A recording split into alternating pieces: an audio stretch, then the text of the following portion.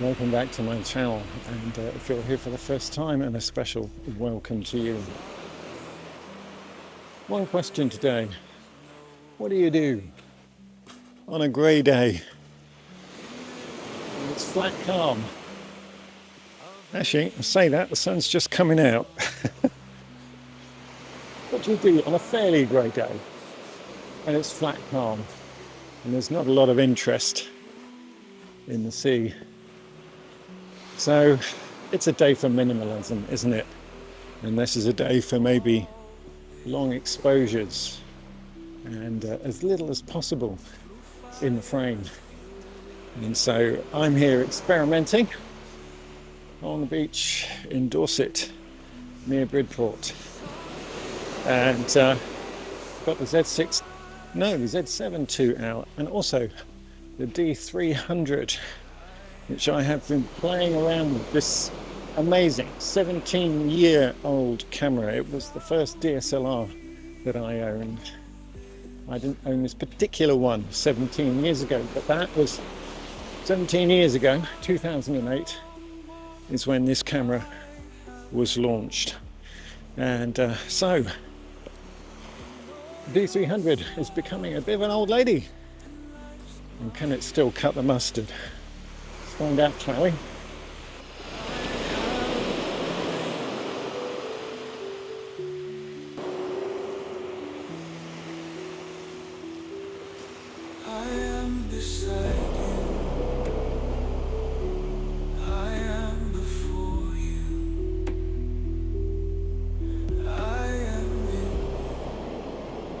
I'm going to try the long lens here. So I've got the 80-200. This is a push-pull zoom. We're going to put this lens adapter ring on there. There we go. Let's get that the right way up. Then we've got the polarizer slot in the right spot. This may just give us a little bit more contrast. It may take down some of the glare off the water.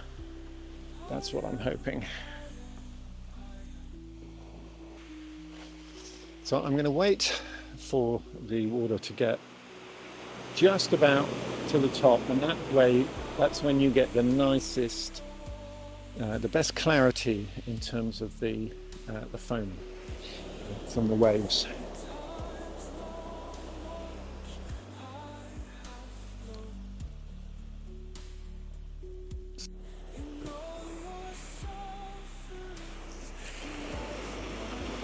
I really like what I'm seeing right in front of me here, and so I think what I might do is shoot towards this bright part of the sky right in front of me with a wider angle lens, and just get these lovely white crisp edges of the foam that are coming up there. So I think I'm going to switch out and take that shot while I can.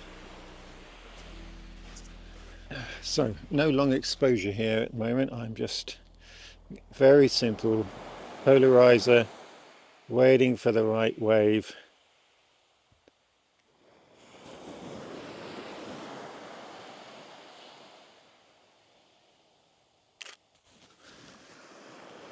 It's gonna be nice. Okay, it's getting brighter. Quite a bit of sun glinting on the sea now. So this is where the polarizer is really a help, because otherwise there's just so much glare. But some glare is nice, so I'm going to try it with a variety of settings here. This is looking gorgeous, it really is. It's just going to be so minimal. Now, unfortunately, I can't really see my screen very well, so I'm having to rely on the light meter and what I can see through the viewfinder, the optical viewfinder, because I'm using the D300 yet again, and enjoying the process. It's so still at the moment. I'm going to try some long exposure stuff and just really get this very kind of creamy surface. I'm going to go straight for the 10 stop filter, the ND1000.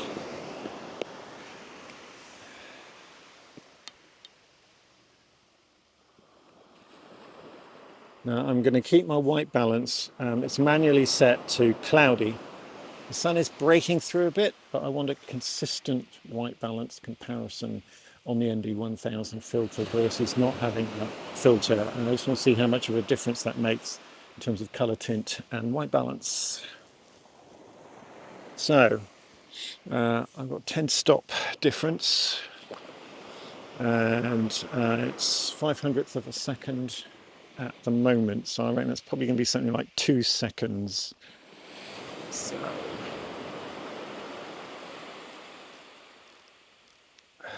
we'll soon see if my arithmetic is correct, won't we? You see, I can't see anything now through the viewfinder or on the rear screen.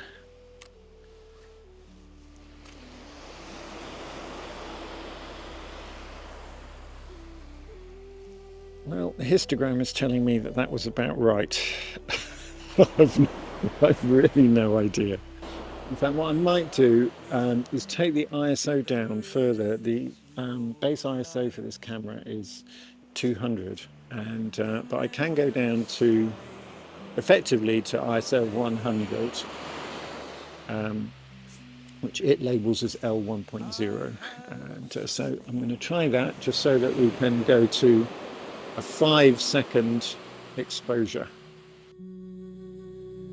Without me, all is dust. Through fire and fury of molten rock, to the solid emptiness of quiet stone. Okay, I'm going to take this off the camera now so that I can, off the tripod, so I can see whether or not, see what I've got. It's really hard to tell on this screen.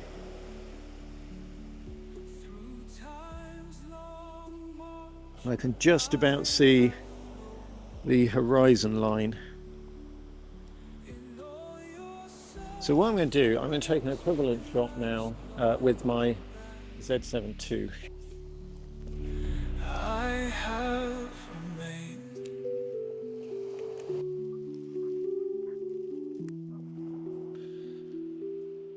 I am beside you. And even on here, actually, it's quite tricky to see.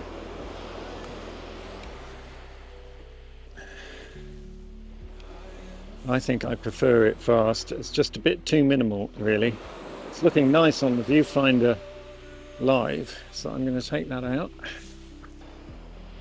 It's on auto white balance at the moment, and I want a good comparison, a straight comparison. Right, we're on ISO 64 as well, so let's put that to 100. F14, 10 seconds, go.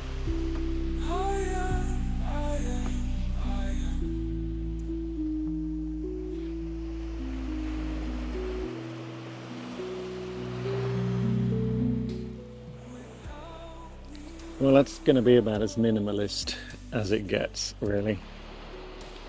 So that's great. So we've got like for like, same aperture, same exposure time, same ISO, same white balance, same ND grad.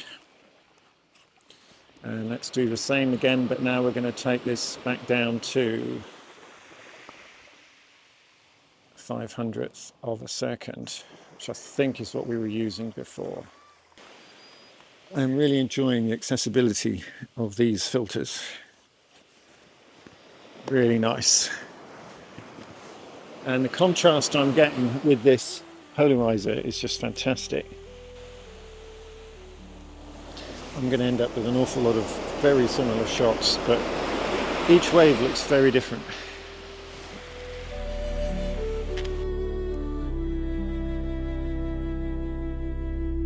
Without me, there is no life.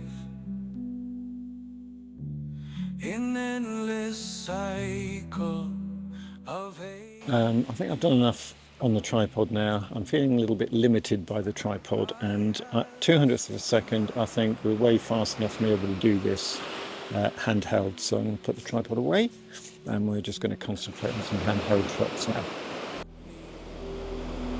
All is thirst, the fire and fury of molten rock, to the solid emptiness of quiet stone.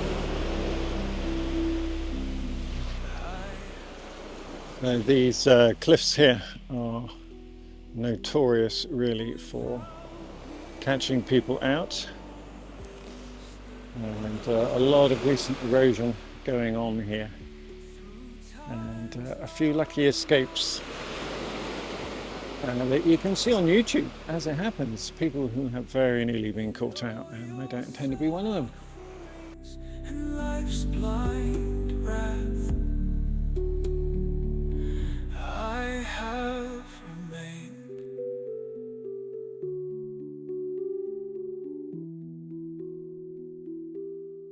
I am beside you, I am before you, I am in you.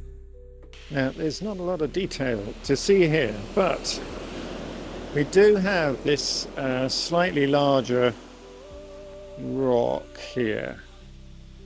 It's got a small rock really, but as the waves recede from it, it's leaving a small trail, and before the tide comes in much further, I might see whether or not that's something I can capture with a slightly long exposure, about 2-second exposure, something like that.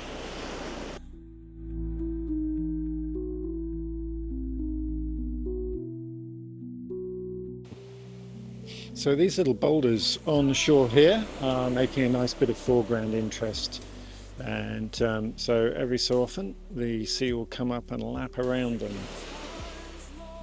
Might make a nice long exposure shot, but actually it's quite nice when the sea does what it's doing now, and it just the edge just comes up to it.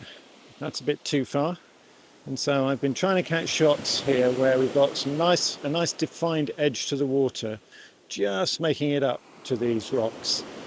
And to avoid me getting my boots soaked with seawater, I'm having to handhold this and just come in and out with the waves. I'll show you what I mean. Try again. Wait for the waves to go back. I'm not too worried about footprints because they're getting washed away each time. In all your sufferings and life's blind wrath, I've no idea how many of those shots I was actually in frame for when it was recording, but so just in case I wasn't in frame for any of them, I pre-focused, put it on drive, and took a series of shots with me coming back up as the wave line was coming up the beach. So quite a lot of them may well have some camera shake in them, but we are shooting at 2/50th of a second with vibration reduction on, and so that shouldn't be too bad really. So I think we'll probably close this one here. It's just these simple shots at the beach doing some minimalist stuff. It was dull and grey when I arrived here. Now it's really brightening up. Clouds are starting to break up, and I'm hoping we're going to get clear skies for tonight for my night shoot, but that is going to be the subject of a completely different video, and I hope that you'll join me for that one as well next week. In the meantime, I hope you found this to be a little bit interesting and maybe a little bit helpful, maybe even inspiring you to get out there and take some minimalist pictures at the beach on a flat day when it's mostly grey. Thanks for watching. I'll catch you again next time. Bye for now. in all your sufferings and life's blind